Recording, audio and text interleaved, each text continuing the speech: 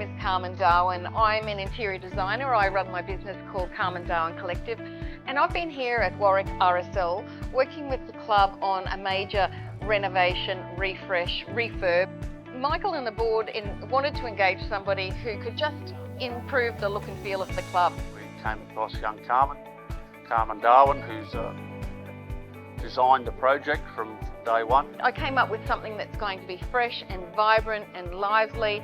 My idea was to bring a bit of the coast to the country here and to just add that colour and vibrancy that's often missing from regional country towns. So we're in the first phase of the project. We've already been underway with the builders for a week and a half. The thing is, I've been really lucky. I've had some great trades working with me. I've had Luke from Hancock Builders and his lovely team. I've had Satin Electrical coming in, and I'm soon to get a whole lot of other trades involved with the cabinet making and that sort of thing. So it's a team effort, but I've been really fortunate to be heading up the team here, project managing it all, and I'm really excited to see my ideas come to life. So I hope to be able to show you the finished project soon.